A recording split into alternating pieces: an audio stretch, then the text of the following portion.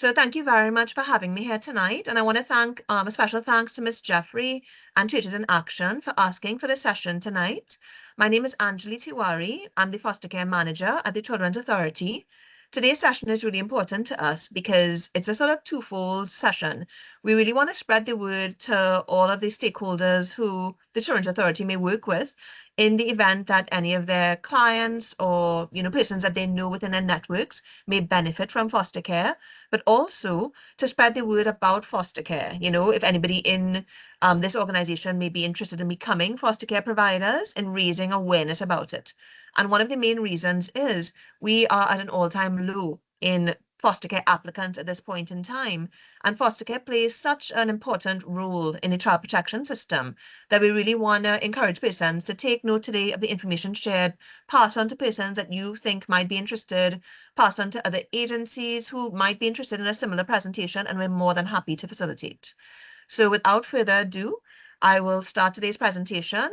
I want to just give a caveat that if it's okay with everyone, we will save the questions for the end of the session. And if you want, in case you think you might forget your questions, you can type it in the chat and I could always check on them at the end of the session. Thank you, Ms. Tewari. But before you begin, I just wanted to give a short overview on what this session entails so that persons may be aware. And just to give a brief bio on yourself so persons may know where the information is coming from also. Sure. Okay. All right. So the Children's Authority of Trinidad and Tobago became operational on May 8, 2015. It's a child-centered, family-focused organization that acts on behalf of children in need of care and protection, and those deemed by the court to be in need of supervision. The ultimate goal of the authority is to positively impact the lives of all children, particularly those who are vulnerable and at risk. The authority has recently formalized a kingship foster care, an option where relatives can receive support from the authority, where appropriate and in the best interest of the child, to care for a related child. This is preferably as it can offer more stability from the child, allowing them to retain a sense of their culture and family. Kingship foster care helps maintain the child's connection with their family, which such individuals are available and willing to care for the child. And based on that, I believe this session would have come about. At present, the authority is conducting a sensitization drive to increase the public awareness and partner with agencies such as Churches in Action on both traditional and kingship foster care, right? So basically based on that, we would have decided to collaborate with the authority so that persons can be aware on how they can go about in accessing foster care within Trinidad and Tobago. And just to also give a brief bio on Ms. Tewari, she would have served as manager of the foster care unit at the Children's Authority of Trinidad and Tobago, bringing over 20 years of experience in child welfare and family support services. She has been with the authority for 14 years, including the past 11 years leading the foster care unit. She has a BSc in psychology from the University of the West Indies and a general MBA from the University of Bedfordshire. She has earned a National Vocational Qualification Level 4 in Learning, Development and Support for Children, Young People, and those who care for them while working in the UK. She joined the Children's Authority in 2012 and was part of the core team responsible for developing the organization foundational policies and protocols in preparation for its operation. As manager of the foster care unit, she oversees one of the authority's key programs, ensuring vulnerable children receive appropriate care and support through foster family placements while working to strengthen the overall foster care system in Trinidad and Tobago. And I believe, based on that bio, the information that we will be receiving would be pretty detailed and very informative. Thank you Ms. so much, Ms. Jeffrey. You're welcome. So I really want to open today's session to give you guys an overview of what the Children's Authority is about, because some of you may know who we are and some of you may have not really seen much about us.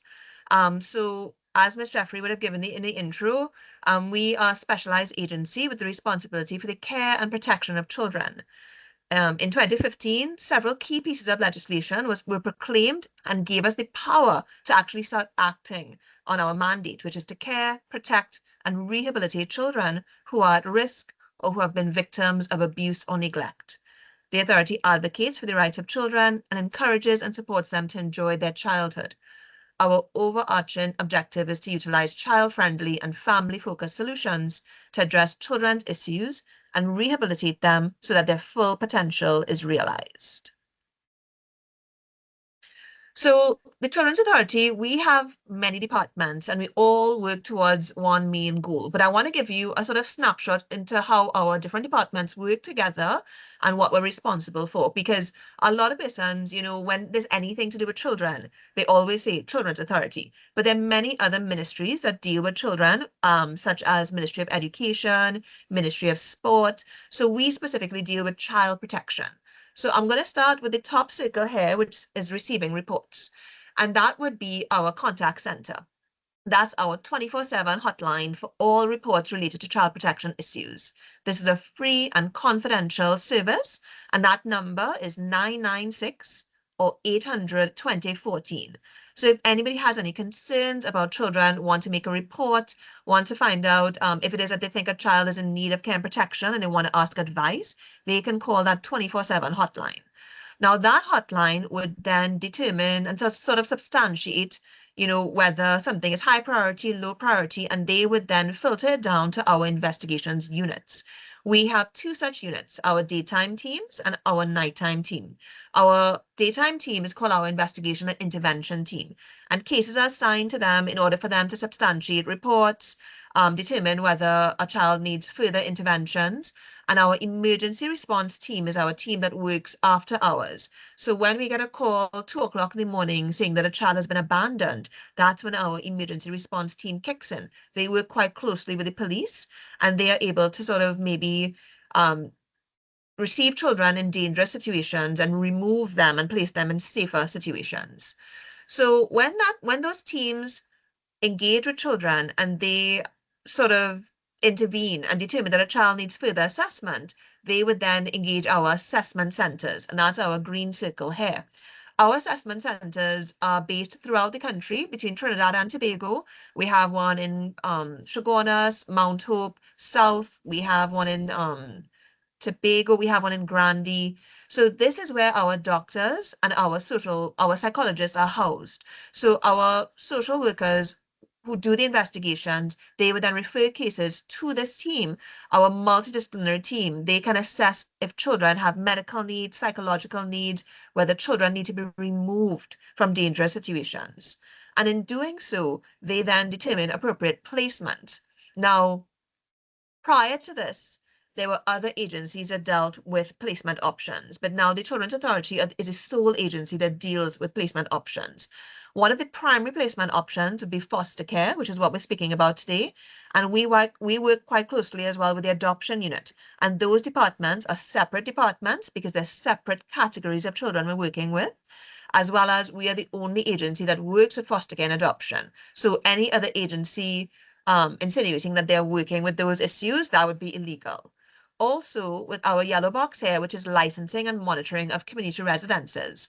Now, back in the day, we used to call them orphanages, but now they're actually called children's homes because many of the children in children's homes actually may have families. They may not be orphans. And this department would bring those homes up to standard. And we do also work quite closely with them. And we'll speak a little bit more about that in today's presentation.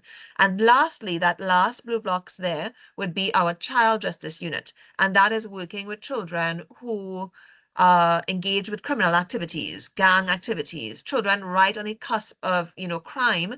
Our teams try to intervene and sort of work alongside them so to deter them from that life. So as you can see, we have quite a wide range of functions working at the Children's Authority. So one of the main questions is, why would a child need to be removed from their family? A lot of the times you see a lot of headlines about the Children's Authority ripping children away from their families, but that really isn't the case. We would only remove children from their families if that child was in danger or exposed to some sort of negative influence. So children are only received into care if they are found to be in imminent danger. They can also be ordered into care by the Honorable Court on the basis of a children in need of supervision order, and that is made by their parents. So sometimes we've heard instances where children just can't be managed by their parents. They're getting into lots of difficult situations, and the parents go before the court and actually ask the court to remove the children from their care and place them elsewhere. Some of the placement options that are explored are, we look at other family members, and that's one of our primary functions. We look to see if that child can stay with family members.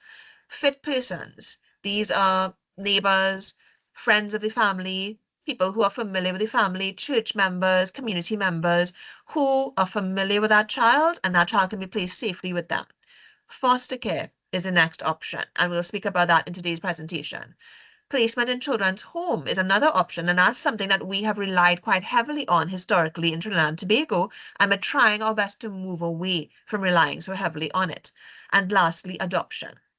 We will touch on adoption a little bit today, but adoption is a separate presentation. We tend not to do it together so much because we don't want persons to mix up the two. So where a child is received into care, support is provided by the authority to the birth families to build their capacity. So even though a child is sometimes removed from their family, we are still working with their families in the background, trying to sort of get them back on their feet to determine whether in the long term, if that child can be returned to their care. So, but in the meantime, we need to ensure that that child is safe and their needs can be met. So the UNHCR recognizes and protects a child's right to family. And enshrined in the Convention on the Rights of the Child, there's a right to be raised in a family environment. So even though in Trinidad and Tobago, we have relied on children's homes a lot, we really feel as though best practice dictates that children thrive better in family environments. Articles 20 and 21 of the CRC outline that rights of children deprived of a family environment, as it emphasizes that the best interest of the child must be a primary consideration in all decisions. So we're really looking at, does this decision benefit the child? Is it going to benefit the child? Is it in the best interest of the child? Therefore, we're looking at the overall goal of deinstitutionalization. Now, that sounds like a big word, but what it really means is we don't want to support and encourage children growing up in institutions. That has been found, research shows that children, work better, thrive better when they get individualized care. And even though the homes in Trinidad and Tobago are really trying the best that they can, children should not be in such large environments and just sort of a name in a group. We really want children to have more individualized care in a family environment. So that's why we try our best to place children back with their families or in a family environment, such as foster care, where possible, appropriate, and in the best interest of the child. It's not always possible and it's not always appropriate. And those are things that we have to remember. So what is foster care? I always start any presentation I do saying that foster care is not adoption. And the reason being, foster care is temporary, adoption is permanent. And why temporary? Temporary because we are actively working in the background with birth families to see if children can be placed back with them, because we feel children have a right to their families and families have a right to their children. Sometimes families don't have a great start. It feels as though everything that that can go wrong has gone wrong for them. And they really have a rough start, but I don't think they should be punished by removing children and not placing them back. So we do want to be that organization that works with families and tries with families. Sometimes that isn't always what's best for the child.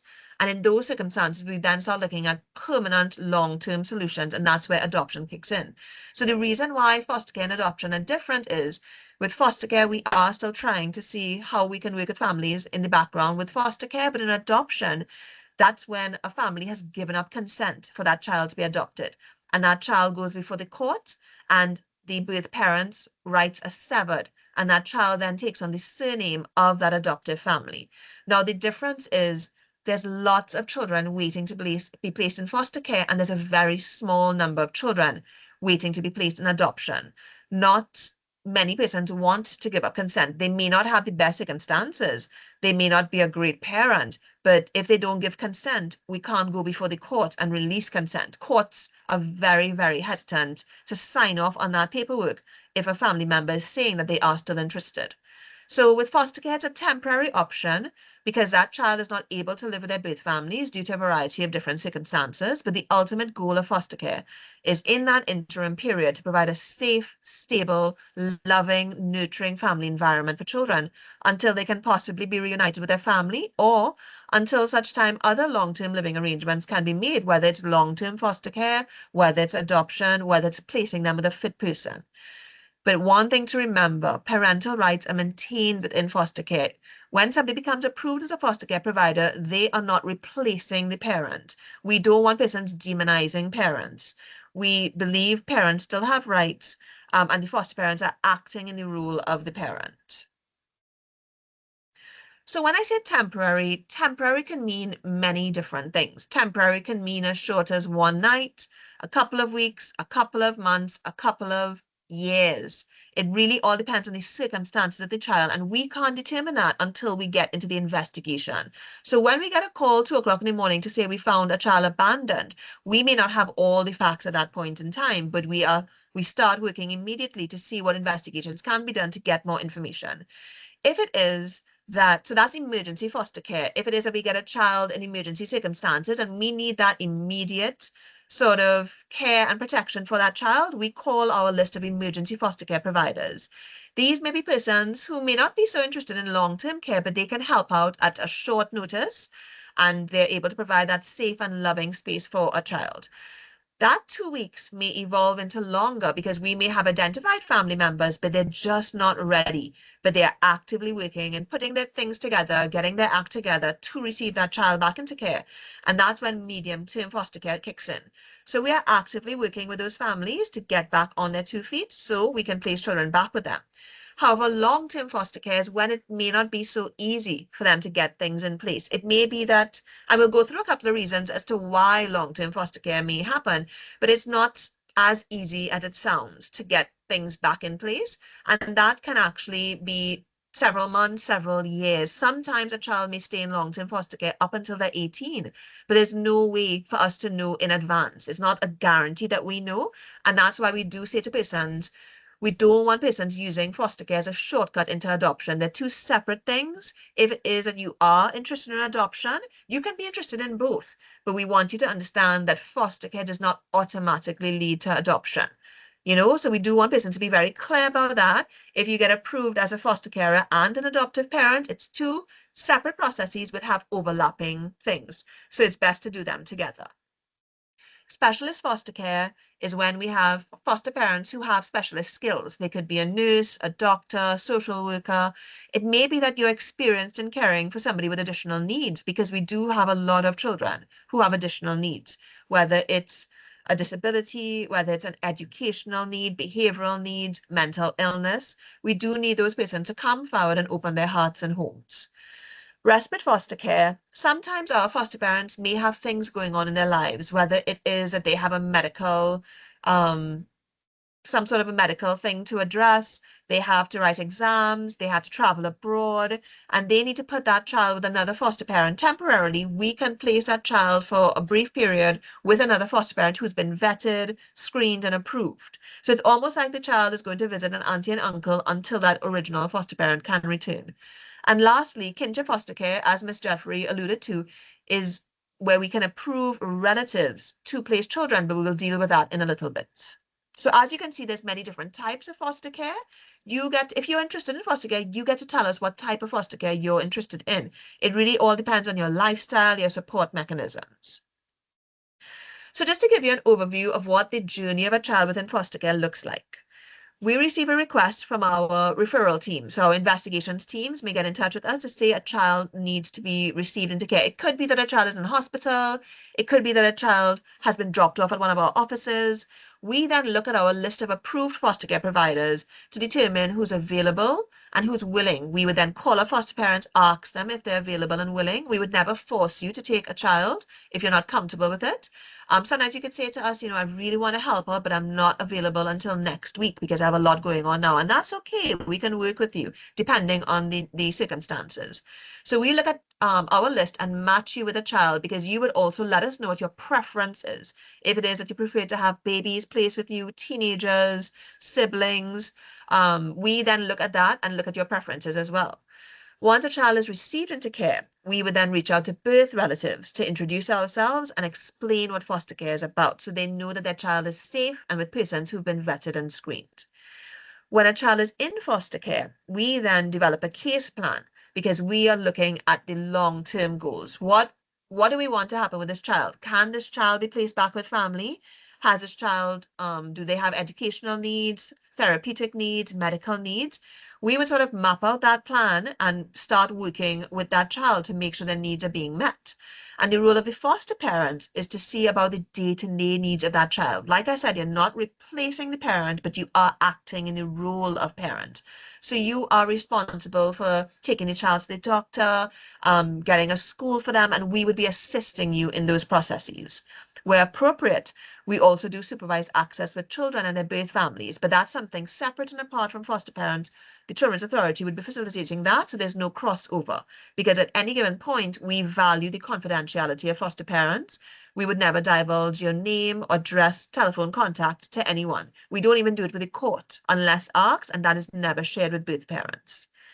The foster care unit provides the necessary support and referrals to birth relatives, and we look at exploring whether we can reintegrate or whether we have to look at other long-term placement goals. But ultimately, we are looking to move that child along. But sometimes children do stay in long-term foster care depending on the circumstances. So right now in Trinidad and Tobago, we're actually going through a placement crisis. Historically, like I said, we tended to rely on children's homes. There are about 37 of these, and most of these are currently overwhelmed. They're at capacity. They really aren't maybe healthy or the best environments for some of our children. At present, we have about 95 approved traditional foster care providers and 39 kinship foster care providers. 12 of these are currently in Tobago. We currently have about 171 children in foster care.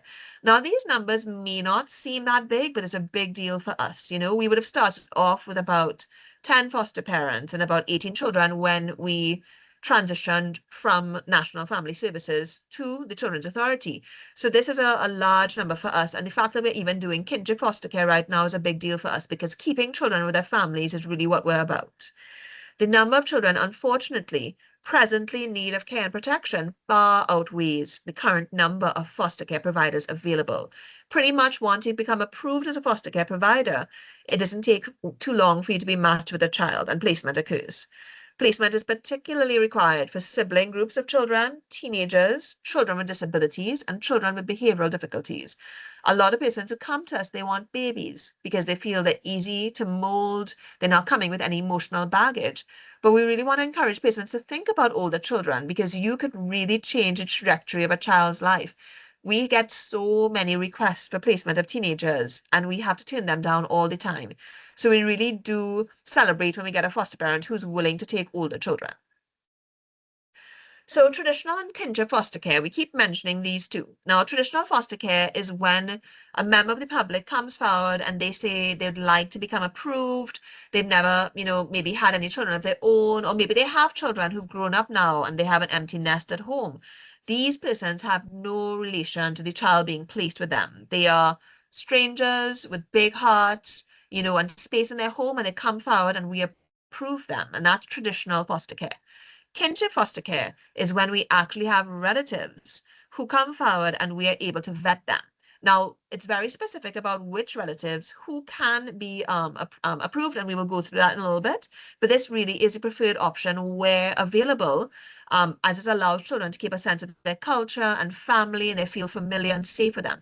But unfortunately, whilst kinship sounds very good, it doesn't actually pan out sometimes. Not all families are willing to come forward to assist children. It may not be that they don't want to. It may not be that they feel safe. Maybe the alleged perpetrator knows where they are and they don't want to be able to take that child into their home lest they are threatened or put in danger in any way. So who can become a kinship foster care provider? According to the Children's Authority Act, it defines a relative as a step parent, a grandparent, an aunt or uncle, sister or brother, whether by whole or half blood. So a relative would be anybody other than a parent in that list who we can then look at approving. So I'm sure some of you may know a granny who's taken in grandchildren. Maybe the mother isn't around, father isn't around, incarcerated, maybe mentally ill, and they're really struggling. It's tough for them to make, ends meet. And those are the kind of persons that we are looking at approving. Once they can provide a safe environment, they've expressed a willingness, they're in good health, as well as they must meet basic safety criteria. We want to make sure that if they're approved, they can take care of their own needs. We don't want persons abusing the foster care stipend to pay for their own rent and pay for their own groceries. They have to be able to take care of themselves in order for us to assist with them taking care of the child. There should be no immediate risks present. They should have suitable accommodation with basic amenities, and they also would be responsible for the medical and educational needs of that child. So we would require for them to have access to school, healthcare, and as well as be willing to engage with specialist interventions. The person must be also willing to work alongside the authority, as well as allow us to monitor, because every child coming into foster care, we do have to go back to the court to let them know this child is being cared for adequately. So some facts about foster care. Foster children come in all ages and sizes, from newborn babies to toddlers to teenagers. Single, married, cohabitating, and older individuals can become foster care providers once there are no health circumstances preventing you from looking after the age group of the child you've expressed an interest in caring for. We've placed babies as young as a couple of days old. It can go that young. And we've placed children as old as 17 years old. They're going to be 18 within the next year. And as you know, when a child turns 18, they're no longer a child, they become an adult. So ongoing support is provided to foster parents. We are holding your hand through the entire process. Once you become approved and a child is placed with you, we provide monitoring, training, financial support towards the needs of the child, psychosocial support for the foster parent, respite care, and peer support. Once a month, we do a virtual voluntary session with one of our psychologists, and she does a session for other foster parents. So you are surrounded by like-minded individuals and you're able to give advice and support accordingly. Once a child is placed in foster care, continuous efforts are made towards permanency planning. We are looking towards the future. How can we get this child back with their families, possibly back with a fit person, maybe look at adoption if we've ruled out all other options. As I said before, foster parents do not replace birth families. So what are some of the benefits of foster care? Many children who are placed in foster care may have experienced trauma, abuse, or neglect in their early childhoods. They may not have had experience of education. They may have never celebrated a birthday. They may have been on hard times quite a lot, and placement with a foster family allows a child to start to rebuild their trust and experience positive social experiences. I mean, there's nothing more fulfilling than seeing a child who's never been to school and they're in their early teens. And now we have to catch them up and seeing them thrive and do so well in school. Children have the opportunity to be placed in a safe and loving family environment. It may not be that both families don't love them, but it may be that they don't know how to show love. It may be that the home has a perpetrator in the home. It may be that they're subject to domestic violence or exposed to it. So foster care can really provide improved opportunities with regards to basic care, health, education, recreation, etc. Foster care can benefit new parents, persons who are curious about having a family, but they've never had experience with children before, because it allows you to learn life skills and making a lifetime difference in a child's life, growing strong emotionally and becoming a mentor or teacher. And foster care can provide a child and their birth families necessary opportunities to heal. And to me, this is the most important one. You are giving families a chance to sort of get better, get back on their feet. You know, a lot of people assume children who come into foster care, their families don't love them. And that's not the case at all. We've seen so many birth families try so hard, to do everything they can. And sometimes it's just a struggle. They're not able to do that so easily. So I want to just run through the foster care application process with you so you have an idea of how sort of stringent we are in vetting the patients who come to foster care. And this process is legislatively mandated. So once you contact the Children's Authority to explain that you are interested, we go through the same process with you to make sure you understand what you're committing to and understanding the difference between foster care and adoption. We then send you an application package, and the first step to the process is returning that application form. We then know you're serious and committed about this. We then ask that you complete a medical and obtain police certificate of character for all persons 18 years and over in the home. Our team would then come out to do home assessments at your home. Your home does not need to be new, spanking clean. It does not need to be owned. We just need to make sure it's safe for the age of the child or children that you are interested in caring for. We would then do interviews with members of the household, and that could be elderly persons, grandma, grandpa. It could be children in the home. We need to make sure everybody in that home is on board with this. So if you're a husband and wife, it can't just be that the wife wants to do this and the husband isn't bothered. It's a joint effort. Everyone in the home needs to make that child feel welcome. Part of the process is a psychological assessment. This isn't complicated. It's three multiple choice tests. One is to determine the probability of abuse in the home. The other one is to look at your personality to actually determine if you are who you say you are. And the other one is to look at the family dynamic. It's conducted by one of our psychologists. And we then sort of look at the overview of that sort of person, that individual. We also do covert background checks. We have an external agency who looks into the individual to see if they're actually working where they say they're working. And they do discrete community inquiries to ensure that you are a safe individual. We also do reference checks with references that you supply to us.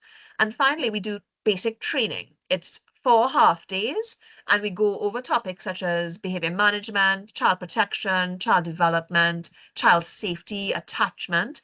We try to give everybody a broad sort of, base. So everybody's starting at the same point. Even if you've had children before, you've never had children in your lives. And finally, when all of that is done and there's no red flags, we move towards board approval. And once that board gives us that rubber stamp, we can then go ahead to place children in your care. So as you can see, it is quite it's not a time consuming, it is an intense process, but it does not have to be onerous. Once you make yourself available and work with us, it can actually take as short as 2 to 3 months, but it really does require you working alongside the authority. So as we wrap up the presentation and open to questions, I just want to leave you with a couple of things of food for thought. The role of a foster parent is one of the most vital ones in the child protection system. We are looking at making Trinidad and Tobago a better place, a more community environment, how things used to be back in the day. I'm sure every single one of you has had a relative pass through your home, somebody who was on hard times, maybe somebody from church who came to stay with you for a little bit. This is just a little bit different because the authority is vetting and screening these persons and monitoring to make sure they're safe and not abusing that role. There are not enough homes for older children, sibling groups, and children with additional needs. And so we really, when we do these sensitizations, we want to encourage patients to consider not just babies.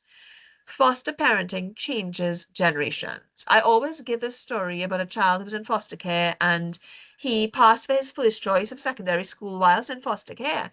And that was quite significant because nobody in his family had ever been to secondary school before, and it was hoped that once he finished secondary school, that one day he too, his children would be able to go to secondary school and therefore he would break the cycle, and maybe one day as he got older, he would be able to contribute to his birth family's needs as well. Foster parenting is a good opportunity to do charity at home. So many of us, in our faith-based organizations, in our NGOs, We want to do good and we want to give back. And that doesn't mean that we send money abroad to help families far away. We have so many families in need of protection and care in Trinidad and Tobago. You see it on the newspapers all the time. This is a great opportunity to do charity at home. And lastly, no matter the time frame, foster care can make a significant difference in a child's life, even if it's one night. I always give this story about a child who came into foster care late at night, and one of our foster parents already had a child in her care. And when the new child came into her home, he was about 10, and the other child was about 7 or 8. That 7 or 8-year-old took that child by the hand, brought him into the home, took off his shoes, brought him a juice box, and they sat down and they watched TV. And for that night, that child felt safe. He had a bed to sleep on, food in his tummy, and the next morning we were very lucky that we were able to find his father. And in that circumstance, that younger child knew what it was coming into a new home, how scary it could be. And he played his role like it was done to him, to that new child in foster care. So even one night can make a huge difference. So as I mentioned earlier, you can apply to foster care and adoption simultaneously. We don't want persons confusing the two or using one as a shortcut into the other. We do encourage you, if you are interested in both, let us know upfront because we can actually do the both assessments so as to not waste your time. But highlighting foster care is temporary as we are still working in the background, but just wanted to share this slide with you so you had the contact details for the adoption team. If it is that you're interested in having a similar session by the adoption team, we can arrange that as well. So as we wrap up, don't let the fear of loving a child who might leave deter you. Let the fear of a child not knowing love drive you. A lot of times I do this presentation and a lot of persons are worried about getting attached. They don't want to do foster care because what's the point? I've invested all this love and this child is just going to probably move on. But we want to encourage you to think differently. For that moment, you gave that child a chance to feel safe. It's really something, it's not about you, it's about them. And we ask persons to not think about how is this going to make me feel when I had to say goodbye, but think about the amazing thing that you can do by giving this child and family this amazing opportunity. So when persons are afraid of getting attached, we say to you, get attached. Getting attached means you have a heart and you have feeling and you're able to live and love and give back. So I want to thank you for allowing me to do this presentation. We have put the number here of the foster care unit if you want to continue with this process. If you want to ask a few more questions beyond this session, you can call us on 627-0748 extension 40988, or you can email us at fostercare@ttchildren.org. If you'd like to check out the foster care application package, we can send one out to you, or you can actually go to our website on www.ttchildren.org, download our application package as well as our frequently asked questions on foster care. So I want to thank you very, very much, and I'd like to open for some questions. I'm seeing actually, great, there's some questions in the chat. So if it's okay with you, I'll start with those. So on the chat, I'm seeing, is a background security check done on prospective foster parents? Yes, absolutely. That's really important because, a lot of persons may say something and we need to verify that it actually is true. And it's done discreetly, it's done covertly. So your information, nobody's going out there and saying these persons want to become foster care providers. What do you think? It's done in a way that it's not even associated with the Children's Authority. The second question is, if the applicant is renting the property, is it necessary for the landlord to agree to the tenant accommodating these children? Now, that's a really interesting question. We have lots of persons who rent, right? And it's never been an issue. But there was an applicant maybe about a year ago who we got halfway through the process and then she decided to speak to her landlord and the landlord was not comfortable with children being on the compound or the property. And so that is down to the individual circumstances. But I mean, at the end of the day, most compounds, most apartments can have children like any average family. So it really is circumstantial. The next question we have. My question is, where are the children who are waiting foster care housed at the moment? Right. Now, this is a really good question because I would have said to you there's many children are waiting to come into foster care. Now, how it works is when the Children's Authority Investigations team get requests for placement, whether it is our emergency response team calls them, the police, the hospital calls them, or a child is dropped off at our offices, that those teams would then contact myself, the foster care team, or our licensing and monitoring team, who are in charge of the children's homes.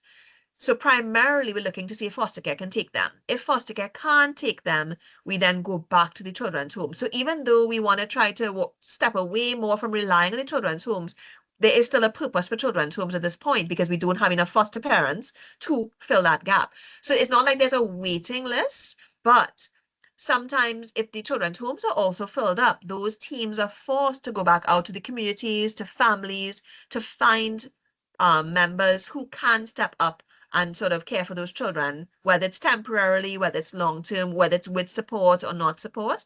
So it's not to say we have an active waiting list, but on a day-to-day basis, I get requests for placement. I would say I would get maybe 5 to 10 placement requests every week.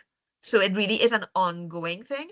The most requests I get are for teenagers. And unfortunately, the response is always no, because we never really have persons in foster care who are willing and able to take teenagers. The next question here, you guys agree with the questions in the chat. What is the existing stipend to support children in foster care? So I will share with you, we don't actually share the figure at sensitizations like this because we don't want persons doing it for the money. What I can say to you is there's different rates for different children. So children ages 12 and under, we have a basic rate for that and it's paid to you monthly. And children 13 and up also get a different rate.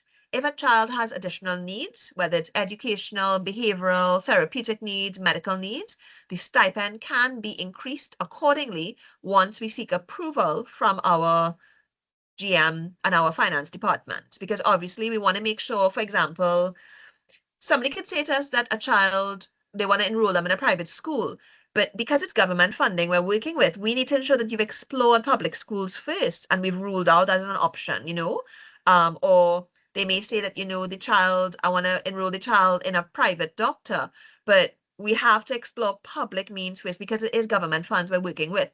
And the stipends have been sort of, generated based on the average cost of having a child in your care for a month's period. And if it is that isn't meeting the child's needs, we would review it accordingly. Right. Lots of questions. This is great. What happens if the same child that passes for the first choice secondary school, that's in the West, with their families in South and wants that child to come back? How is that managed? That's a really good question, and we haven't actually come upon that yet. I think that at the end of the day, it's in the best interest of the child. So at that point, if that choice did come up, right? And we had to determine what was in the best interest of the child. Is it better for them to be back with their family where they were familiar and they missed them? Because mommy and daddy will always be mommy and daddy no matter what. Or is it that they pass for their first choice secondary school? It may be that a school transfer might be what's in the best interest of the child because being with the family is more important for them. So those are things that we would look at. We would not keep a child in foster care just so they could stay in their first choice school. But that really is a good question. We've not actually had to deal with that just yet. The other question here is, can foster parents take children for one day just for an event or so? So I would say that's not foster care, because what we're doing is we're sort of vetting you for placement in general. But if it is that a child is just coming into your care for an event, it's almost like you would be picking and choosing which child came into your care, and that's not how foster care work.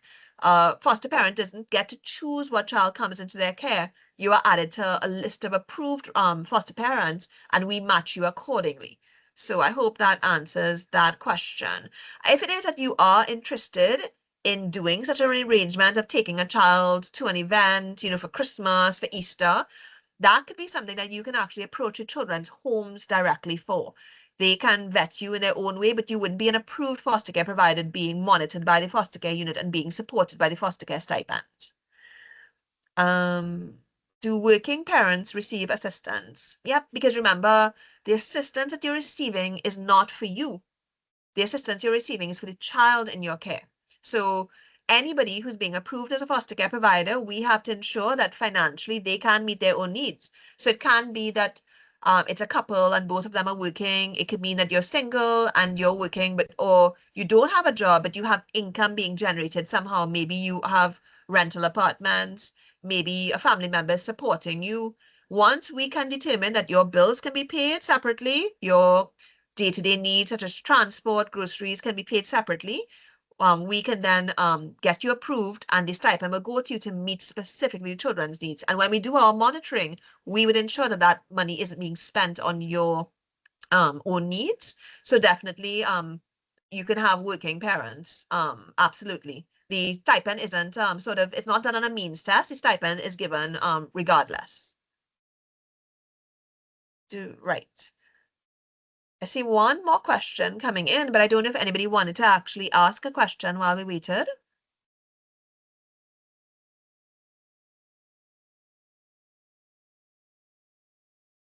I see, how often do single persons, man or woman, are approved to foster, and what's the average application? Did you mean application time? Like how long it takes to get approved?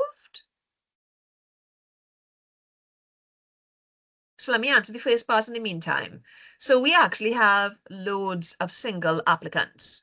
The majority, of course, is single women, but we have also approved single males on the register. This month, we're actually approving another single male.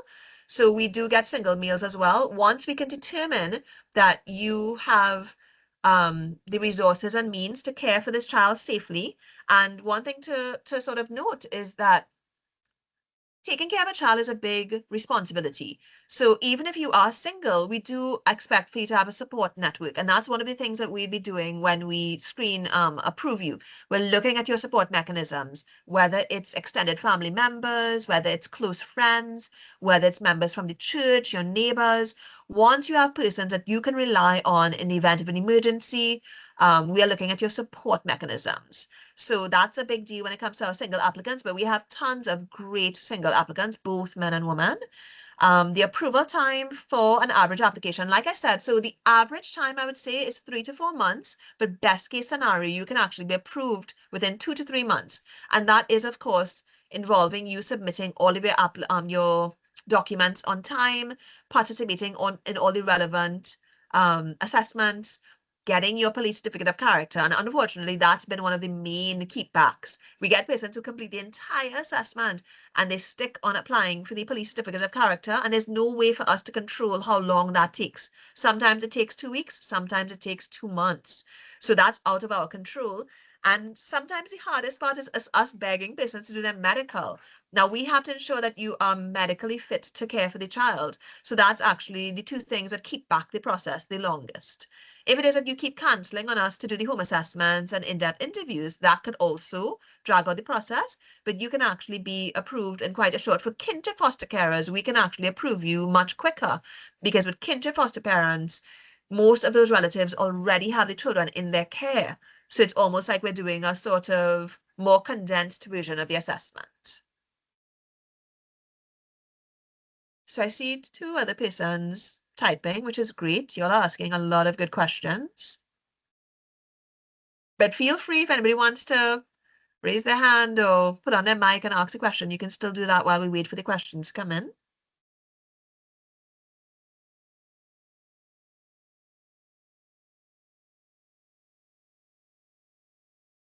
Can you take a child just for the duration of a school vacation? So what I would say is, if it is that you are more prone to that kind, you can actually say that you're interested in respite foster care or emergency foster care.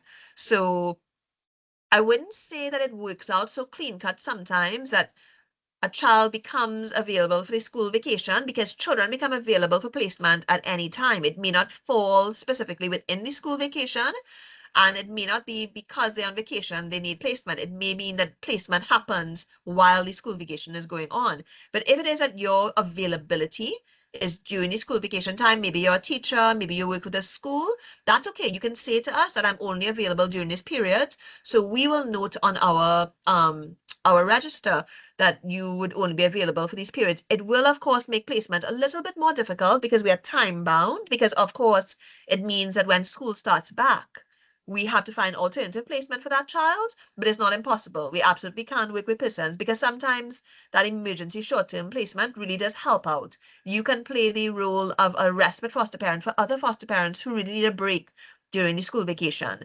So it means that you can actually fill that gap, if they want a 2 weeks, a 3 weeks, and give them a break as well. What's the typical overall cost associated with foster care in the application process all the way to final approval? So the only thing that you have to officially pay for would be the police certificate of character, and I believe that costs $50, if I'm not wrong. But everything else, you don't have to pay for. We pay for the psychological assessments, we pay for background checks, we do all other assessments. If you choose to go to a private medical facility, you obviously have to pay for that. But you can go to a health center to get your medical signed off. So it doesn't have to be something you paid for. So if I were to give an accurate answer, the only thing you have to pay is $50 to become an approved foster care provider. Obviously, you will have to take some time off. If you work full time, you will have to take some time off to participate in the training as well as participate in some of the assessments. So that's something to consider as well, with regards to maybe vacation days or business days, etc. But there's no other cost associated with foster care. I see one more question coming in. So there actually is no age cap. So our legislation is pretty flexible in that aspect. The youngest we would go is maybe early 20s because we want to make sure persons are mature enough and they have the support mechanisms in place as well, financially able to support themselves and a household. But as far as age cap, there's no official age cap. What we have actually quite some older foster parents. We just need to make sure that health-wise you can manage. For example, we really would not maybe place a very young toddler who's active and running about and climbing things with an elderly person. We would more sort of look at, say, an older child who's a little bit more self-sufficient to be placed with an older person. So once health-wise it does not bar you from taking a child in your care, then there's no age cap really. If it is that we do see that there's a lot of health issues and that are not being managed well, then that's of course something that we would have to consider. So I know you guys asked a lot of good questions. I don't know if anybody else has any more questions. I know it's a lot of information I've given you, and you may not have known any of this information before, so it's a lot to digest. So even if it is that you want to come back and send us an email to ask more questions, give us a call, you can also do that. Any more questions before I wrap up?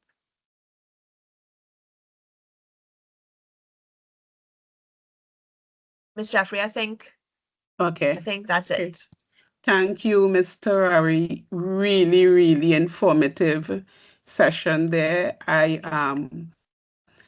think personally for me, I would have never separated foster care and adoption. Yep. Now I know. Now I know. So No, I and that's to really, me, that's a big message we want to get out there because we've been yes, plugging foster care and adoption for a long time and persons mix up the two all the time. And maybe it's how it's marketed, but it's so important for yes, persons to understand why it's different and why we can't mesh the two. And we want to manage persons' expectations as well. We don't want to disappoint persons who start this process with us if they have an expectation of adoption. We rather you go down the path of adoption first. good, yes. Right. I I want do. to acknowledge our Oh, wait, Miss chair. Jeffrey, I just saw another question come in. Oh, Do you sorry. mind? Yeah, no, no, no, you can go ahead. Yes, I'm seeing it. So does being a foster parent make it easier for you to get approval for adoption? So I want to be very, very clear in my answer because I don't want anybody going and saying, Miss Tewari, tell me I could get approved for adoption if I was a foster parent. So absolutely, if you are approved as a foster parent and you're a good foster parent, what would happen is when you are being approved for adoption or explored for adoption, the adoption unit will contact us to find out what's our history like with you, what's our engagement with you, and we will give them feedback. We will say you've had X amount of children, you were very proactive, very engaging, you're willing to work with the foster care unit. So I definitely think it doesn't hurt at all. It does. I mean, it gives a good picture of what kind of parent you are likely to be. I don't think that it makes it any easier in the sense that, well, how it makes it easier is some of the things are the same. The background check is the same. The getting the COC, the certificate of character is the same.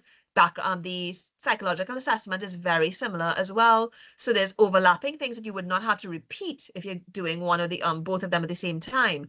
But there's no guarantee. It all really depends on your circumstances. Because prime example, if you're a foster parent and you're able to meet your own financial means, but so you really are relying on the foster care stipend to take care of a child. If adoption comes in now and they do an assessment of your finances and they say, well, you scrapes and by, how are you going to be able to manage a child? Because with adoption, you do not get a financial assistance. So that may be a factor that they'd have to consider. But I definitely do think it puts you in good stead to have foster care under your belt. We definitely do give referrals for our foster parents. And also, if a child has been in your care for a significant amount of time, and if that child comes available for adoption, you would be considered, but there's no guarantee. We can't make you any promises, and I want to manage expectations. So that's something I give a caveat for all the time. So I hope that answers that last question. You're welcome, Ms. Khan. So, Ms. Jeffrey, I'll hand back to you. Okay, thank you, thank you. Right, so what I was saying, I just want to acknowledge our chair, Ms. Natalie Paul Harry, who I will ask at this time to just give some closing remarks. Good evening, everyone. Are you hearing me clearly? Yes, we are. Okay, I think we had an awesome session this evening. First, let me acknowledge Ms. Deborah and Jeffrey, our director, who assisted in coordinating this initiative this evening, along with the Children's Authority of Trinidad and Tobago. Thank you so much, Debbie. And Ms. Tewari, thanks for your excellent presentation. I saw the emails going back and forth, and I say, wow, this lady really efficient. And as Debbie mentioned, I mean, understanding the difference between foster care and adoption, to be honest, I never even considered foster care until this evening. And the session was so inspiring. You left me considering myself, something I never even considered before. Yeah. So, there were so many wonderful nuggets you shared. And I think, and the thing is, this information is not readily available outside. I'm saying outside, but in Trinidad and Tobago, and something to consider. I mean, even developing some brief nuggets to be placed on digital media, whether it's social media, whether it's Ms. Paul Harry, let me tell you something. We do so much media, like for Foster Care and Adoption Month in September.